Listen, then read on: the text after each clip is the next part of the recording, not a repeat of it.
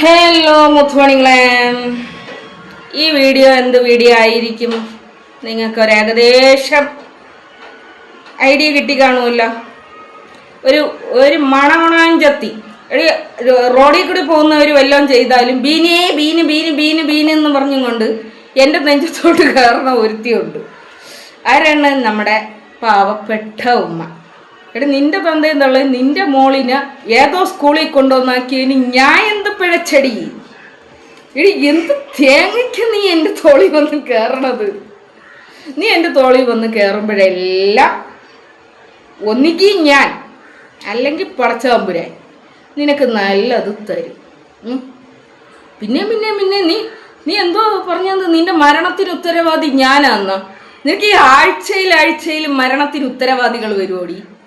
നീ ഒന്നിക്ക് പറയും നിന്റെ കൂടെ ജീവിക്കണ മണവണാഞ്ചനാണ് നിന്റെ മരണത്തിന് ഉത്തരവാദി.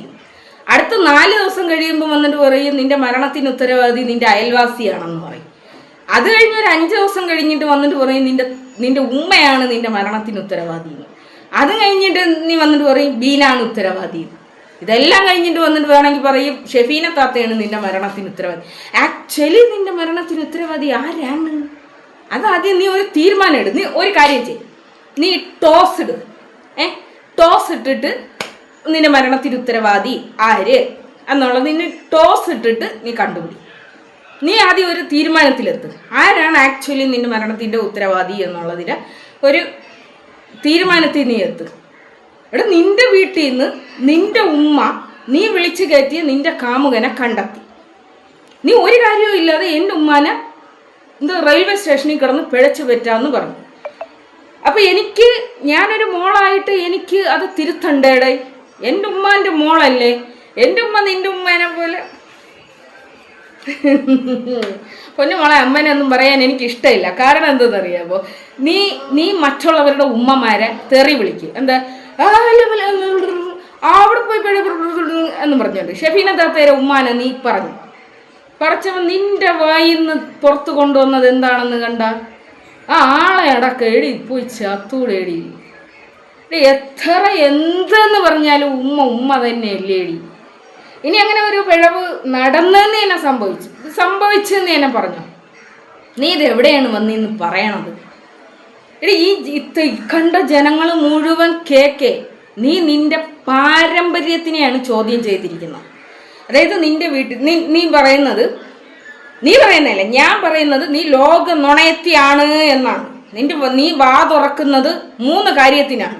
1 തെറി വിളിക്കാൻ വേണ്ടിയിട്ട്, 2 കളവ് പറയാൻ വേണ്ടിയിട്ട്, 3 അടിച്ച് കയറ്റാൻ വേണ്ടിയിട്ട് എന്ന് ഞാൻ പറഞ്ഞുകൊണ്ടിരിക്കുമ്പോൾ നീ വന്നിട്ട് പറയുന്നത് നിന്റെ ഉപ്പാനെ നാട്ടുകാർ വിളിക്കുന്നത് വെറും ജമാലാണെന്ന്.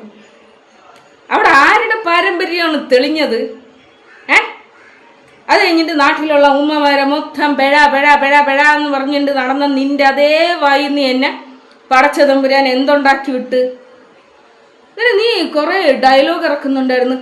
എന്നെ ആൾക്കാർ ഇകഴ്ത്താൻ ശ്രമിച്ചാലും ഞാൻ ഉയർന്ന് പൊങ്ങിക്കൊണ്ടേയിരിക്കുന്നു. ഇമാതിരി ഉയർച്ച ലോകത്തൊരു മനുഷ്യന് റബ്ബ് കൊടുക്കാതിരിക്കട്ടെ. ഇമാതിരി ഒരു ഉയർച്ച. അത് കണക്ക് നിന്റെ എക്സ് ഭർത്താവ്, നിന്റെ മൂത്ത മോളുടെ വാപ്പ അങ്ങനെ പറയണമല്ലോ. 1 2 3 എന്ന് പറഞ്ഞിട്ട് പറയണമല്ലോ. അതുകൊണ്ട് പറയണേ അയാൾ ഷീറ്റിട്ട വീട്ടിലാണ് കിടക്കണമെന്ന്. പൊന്നു മോളെ, നിനക്കതുപോലും ഇല്ലായിരുന്നു. ഒരു കാലത്ത് നിനക്കതുപോലും ഇല്ലായിരുന്നു. നിനക്ക് കറുത്ത ആൾക്കാരെ കണ്ടു കഴിഞ്ഞാൽ നിനക്ക് ഭയങ്കര പുജ്ഞാണ്. അതുപോലെ ജോലി ഇല്ലാത്ത ആൾക്കാരെ കണ്ടു കഴിഞ്ഞാൽ പുജ്ഞാണ്. 1000 രൂപയിൽ താഴെ ശമ്പളം കിട്ടുന്ന ആൾക്കാരെ കണ്ടു കഴിഞ്ഞാൽ നിനക്ക് പുജ്ഞാണ്. ഇത്തിരി ദേഹം തളർന്ന ആൾക്കാരെ കണ്ടു കഴിഞ്ഞാൽ നിനക്ക് പുജ്ഞാണ്. കാലില്ലാത്ത ആൾക്കാരെ കണ്ടു കഴിഞ്ഞാൽ നിനക്ക് പുജ്ഞാണ്. വീടില്ലാത്ത ആൾക്കാരെ കണ്ടു കഴിഞ്ഞാൽ നിനക്ക് പുജ്ഞാണ്. ഒരു സ്വർണ്ണം ഇടാൻ വേണ്ടിയിട്ട് കഴിവില്ലാത്ത ആരെങ്കിലും കണ്ടു കഴിഞ്ഞാൽ നിനക്ക് പുജ്ഞാണ്. ആരെങ്കിലും അല്ലേ എന്നെ കാണുമ്പോൾ തന്നെ നിനക്ക് പുജ്ഞ. നിന്റെ കോലം എന്താണെന്ന് ഇന്നലത്തെ ലൈവിൽ നാട്ടുകാർ കണ്ടു. അതായത് നമ്മളെയൊക്കെ നാട്ടിൽ ഇങ്ങനെ അലഞ്ഞു തിരിഞ്ഞ് നടക്കുന്ന ചില പിച്ചക്കാരുണ്ട്.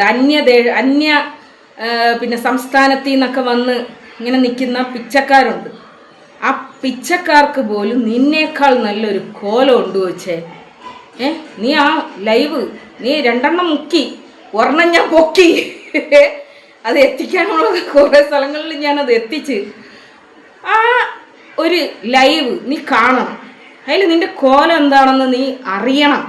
ആ കോലം എന്താണെന്ന് എനിക്കറിയാമോ? അന്യ സംസ്ഥാനത്തിൽ നിന്ന് ഇവിടെ വന്ന് ഭിക്ഷ തണ്ടാൻ വേണ്ടിയിട്ട് വന്ന് കിടക്കുന്ന ആ ഭിക്ഷക്കാരുടെ കോലമാണ് പൊന്നു കൊച്ചേ. ആ നിനക്ക് എല്ലാവരെയും കണ്ടു കഴിഞ്ഞാൽ കുറവൻ എൻ്റെ കോലം എന്തുവാടി? ഇപ്പം ഈ വീഡിയോ കാണുന്ന ആൾക്കാർ വന്നിട്ട് പറയും അവരുടെ വേദനയിൽ നീ സന്തോഷിക്കുന്നതെന്ന്. എന്ത് വേദന? എടാ, നിങ്ങൾക്കറിയാത്ത ഒരുപാട് കാര്യങ്ങൾ എനിക്കറിയാവുന്നത് കൊണ്ടാണ് ഞാൻ ഇതിനെ ഈ രീതിയിൽ റിയാക്ട് ചെയ്യുന്നത്. കാരണം എടാ, വീട്ടിൻ്റെ തൊട്ടടുത്ത് ഫ്രണ്ട് ഡോർ തുറന്നു കഴിഞ്ഞാൽ ഈ പറയുന്ന ഇവളുടെ മോളിനെ കാണാൻ വേണ്ടിയിട്ട് പറ്റും. ഒരു വിളി ഇങ്ങനെ മക്രൂ എന്ന് വിളിച്ചാൽ മതി, ആ കൊച്ചിനെ അത് കേൾക്കാൻ പറ്റും. ആ കൊച്ച് എവിടെ പോകുന്നു, എന്ത് ചെയ്യുന്ന എല്ലാം നമുക്ക് അറിയാൻ പറ്റും. ഒരു വിളി അകലെയാണടെ ആ വീടെന്ന് പറയണത്. അവളെ പെറ്റുപോറ്റ് വളർത്തിയ അവളുടെ തന്നെ ഉമ്മാൻ്റെ ഉപ്പാൻ്റെ അടുത്താണ് ഇവള് നിൽക്കുന്നത്. ഇവള് തന്നെ വാദോരാതെ സംസാരിച്ചാൽ എൻ്റെ ഉപ്പ നോക്കും, എൻ്റെ വാപ്പ ഉമ്മയാണ് നോക്കും. അവർ തന്നെ നോക്കിയത്. ഇവളുടെ മുൻകാലത്തെ ലൈവുകളെല്ലാം നിങ്ങളൊന്ന് എടുത്ത് ചെക്ക് ചെയ്ത് നോക്കുക. അതിൽ നിങ്ങൾക്ക് വ്യക്തമായിട്ട് അറിയാം ആ കുട്ടികൾ ഈ വീട്ടിൽ നിൽക്കുന്നത് എന്ന് പറയുന്നത് വളരെ ചുരുങ്ങിയ സമയമാണ്. അതുവരെ ഈ കുട്ടികൾ ആ വീട്ടിൽ തന്നെയാണ്. അപ്പോഴൊക്കെ ആ വീട്ടിൽ നിൽക്കാൻ വേണ്ടിയിട്ട് പെർമിഷനുള്ള ഈ കുട്ടിക്ക് പെട്ടെന്ന് എന്താണ് ആ വീട്ടിൽ നിൽക്കാൻ വേണ്ടിയിട്ട് പാടില്ല എന്ന് പറയാനുള്ള റീസൺ? കൊച്ചിനെയും കൊണ്ട് ഇവരൊരു പണിയെടുത്ത്, ഈ അമ്മൂമ്മക്കാരിയും അപ്പൂപ്പനും കൂടി ഒരു പണിയെടുത്തിട്ടുണ്ട്. അത് 1.5 പണിയാണ് മക്കളെ. അത് നല്ല പണി കിട്ടണ പണിയാണ് അവരെടുത്തത്. അത് ചെയ്യേണ്ടി ഉണ്ടായിരുന്നോ എന്ന് ചോദിച്ചാൽ എനിക്കറിയാൻ പാടില്ല. പക്ഷെ അവരത് ചെയ്തിട്ടുണ്ട്. അവർ പഞ്ചായത്തിൽ കൊണ്ടുപോയി 3 കുട്ടികളുടെ മൊഴി എടുപ്പിച്ചിട്ടുണ്ട്. അതൊരു ഗുരുതരമായ മൊഴിയാണ്. അതിൽ ഈ കെട്ടിത്തൂക്കിയ ഒരു കഥ പറയുമ്പോൾ എനിക്ക് വേറൊരു കാര്യം ഓർമ്മ വന്നു. അതായത് മുമ്പ് ഇവളുടെ ലൈഫ് സ്റ്റോറി പറയുന്ന സമയത്ത് ഈ 3ാമത്തെ ഭർത്താവിൻ്റെ കുടീര കാര്യമൊക്കെ പറയണ സമയത്ത് ഇവൾ പറഞ്ഞിട്ടില്ലേടെ, പിന്നെ ഒരു തൊട്ടിലിൻ്റെ കയറിൽ ഞങ്ങൾ തൂങ്ങി മരിക്കാൻ ശ്രമിച്ചു ഞാനും എൻ്റെ മോളും എന്ന്. നിങ്ങൾ ആരെങ്കിലും അത് ശ്രദ്ധിച്ചിട്ടുണ്ടോ എന്ന് എനിക്ക് അറിഞ്ഞൂടാ. പക്ഷെ അത് ഏത് വീഡിയോയിലാണ് എന്നുള്ളത് ഇനി തിരക്കി പിടിക്കണം. എനിക്കാണെങ്കിൽ തീരെ സമയമില്ല. പക്ഷേ ഇത് എൻ്റെ ഈ വീഡിയോ കാണുന്ന ആരെങ്കിലും ഉണ്ടെങ്കിൽ അവർ ഇത് കേട്ടിട്ടുണ്ടോ എന്നുള്ളത് ദയവ് ചെയ്തൊന്ന് കമൻ്റ് ഇടണേ. അപ്പം അത് ഓരോ മനുഷ്യൻ്റെ ഒരു മാനസികാവസ്ഥയാണ്, ചില മനുഷ്യരുടെ ഒരു മാനസികാവസ്ഥയാണ്. അപ്പം അങ്ങനെ ഒരു സംഭവം ഈ കുട്ടിയുടെ ലൈഫിൽ നടന്നത് ഈ കൊച്ച് വളരെ ചെറുതായിരുന്ന ഒരു സമയത്താണ്. അത് ഇപ്പോൾ ആ കുട്ടി പിന്നെ പഞ്ചായത്തിൽ മൊഴി കൊടുത്തതിൽ രേഖപ്പെടുത്തിയിട്ടുണ്ട്. അത് രേഖപ്പെടുത്തണമെങ്കിൽ ആ മോളുടെ മനസ്സിൽ അത് നന്നായി തട്ടിയിട്ടല്ലേ. ഇത് മാത്രമല്ല, ഇവർ 3ാമത്തെ ഭർത്താവിൻ്റെ കൂടെ ഇരിക്കുന്ന സമയത്ത് ആ ഏതോ ഒരു മോനെ ഇവർ പൂട്ടിയിട്ട് ഇരുട്ടുമുറിയിൽ പൂട്ടിയിട്ടത് അതൊക്കെ അവർ ആ മൊഴിയിൽ രേഖപ്പെടുത്തിയിട്ടുണ്ടെന്നാണ് തോന്നുന്നത് കേട്ടോ. അപ്പോൾ ഇവളാകെ വരണ്ട് നിൽക്കുകയാണ്. ഈ മൊഴിയെന്ന് പറയുന്നത് നല്ല ഗുരുതരമായ ഒരു മൊഴിയാണ്. അപ്പോൾ അങ്ങനെയൊക്കെ സംഭവിച്ചിട്ടുണ്ട്. പിന്നെ വേറൊരു കാര്യം, നമ്മൾ ഇല്ലാത്തൊരു കാര്യം പറയരുതല്ലോ. നമ്മൾ നോക്കുമ്പോൾ ആ കുട്ടികളെ എല്ലാം ഇവള് തന്നെയാണ് നോക്കിയിട്ടുള്ളത്. ഇവള് നോക്കുന്നതാണ് നമ്മൾ കാണുന്നത്. എത്ര കാലങ്ങൾക്ക് മുമ്പ്? ഒരു 1.5 വർഷത്തിന് മുമ്പ്, 1.5 വർഷങ്ങൾക്ക് മുമ്പ് വരെ ഇവള് ആ കുട്ടികളെ നോക്കുന്നു. ഈ കുട്ടികളെ അടച്ചിട്ടിട്ട് അവള് റബ്ബർ പാൽ എടുക്കാൻ പോകുന്നു, തിരിച്ചു വരുന്നു.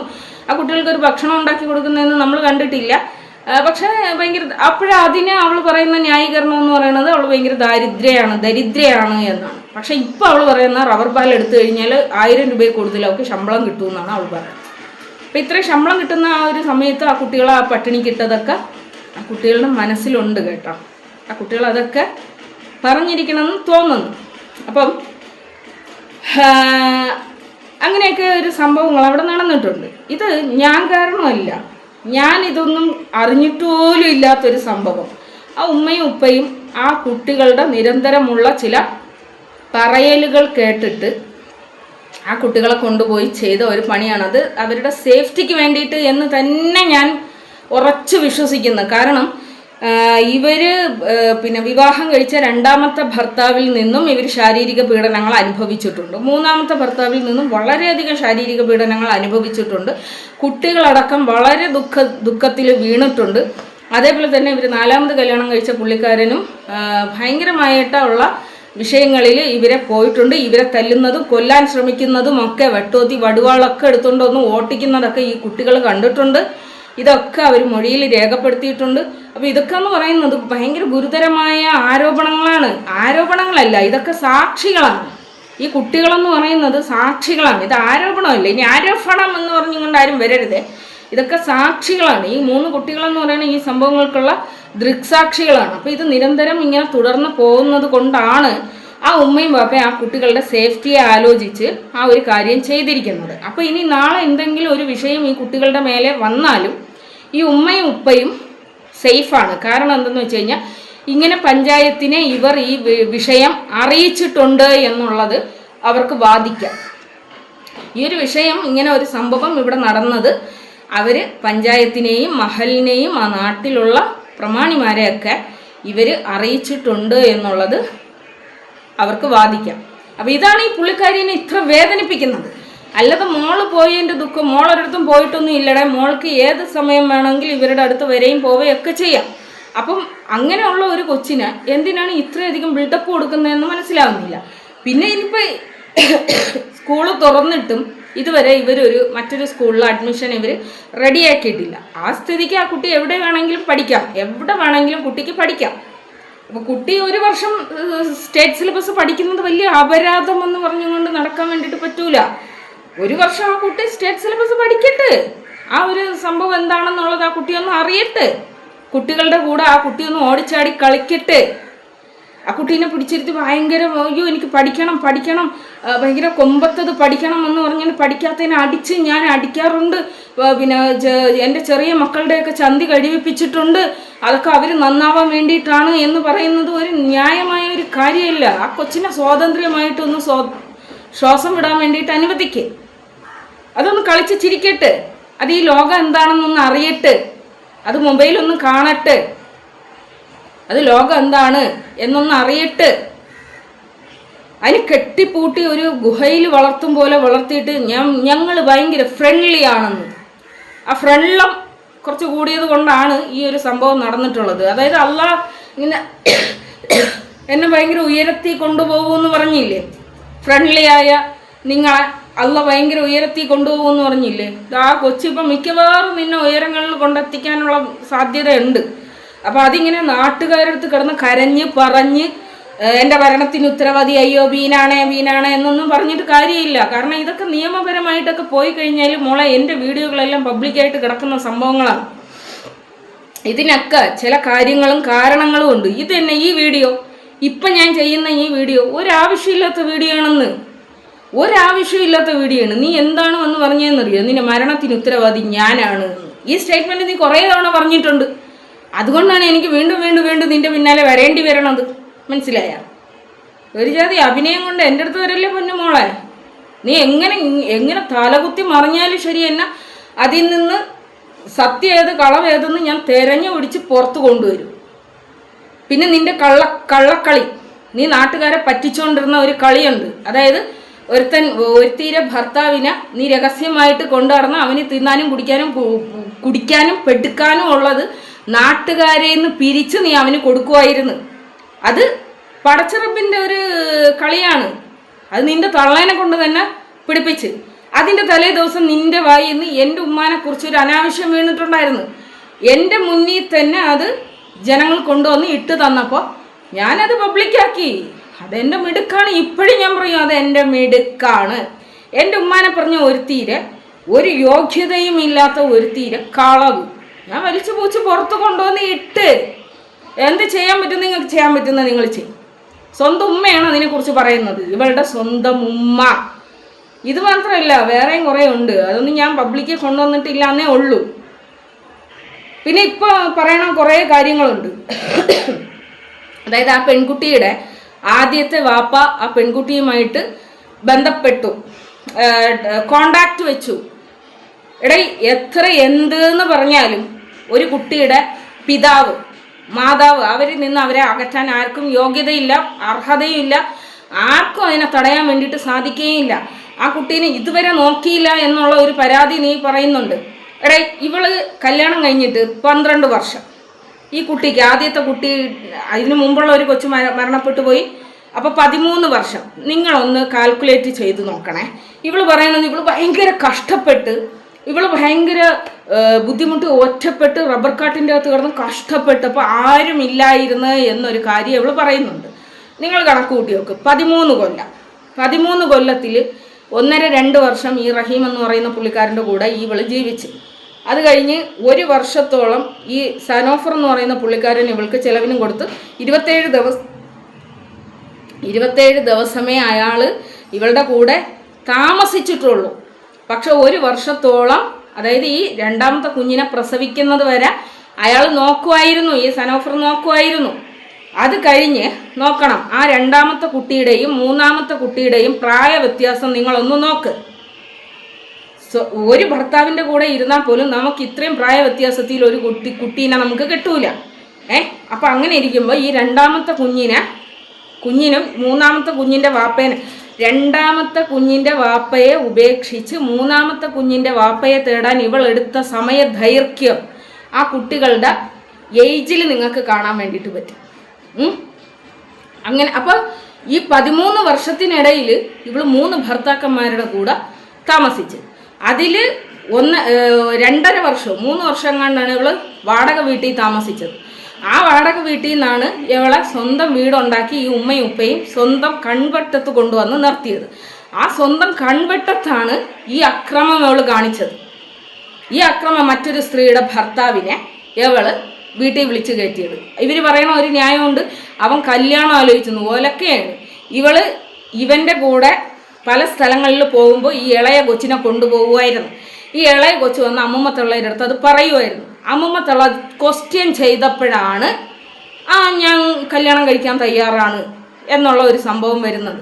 അപ്പോഴും ഇവർ അന്വേഷിച്ചപ്പോൾ അവൻ്റെ ചരിത്രം എന്ന് പറയുന്നത് വളരെ ദയനീയമായിട്ടുള്ള ചരിത്രമാണ്. അവൻ്റെ ഉമ്മാൻ്റെയും അവൻ്റെ ആ കുടുംബ പാരമ്പര്യമൊക്കെ എടുത്തു കഴിഞ്ഞാൽ നമ്മളായിരുന്നാലും 3 കല്യാണം നാശമായിപ്പോയി. ഇനിയെങ്കിലും എൻ്റെ മോള് നല്ല രീതിയിൽ ജീവിക്കണം, വേറൊരു നല്ല ആളിനെ കെട്ടണം എന്നുള്ളത് ചിന്തിക്കൂലേടെ. ഇപ്പോൾ ഇവളുടെ തൊട്ടടുത്തിരുന്നും കൊണ്ട് ഇപ്പം ഇരിക്കണം മൈലാഞ്ചിക്കാട് ഇരുന്നുകൊണ്ട് പറയുന്നുണ്ട്, ഞാനില്ല എങ്കിൽ ഉമ്മയ്ക്ക് ഇവിടെ വന്ന് ഇവളെ കയ്യിൽ നിന്ന് സ്വർണവും പണവും ഒക്കെ വാങ്ങിക്കായിരുന്നെന്ന്. ഇത് എവിടെ ഇരുന്നുകൊണ്ടാണ് ഈ ചങ്ങായി പറയണത്?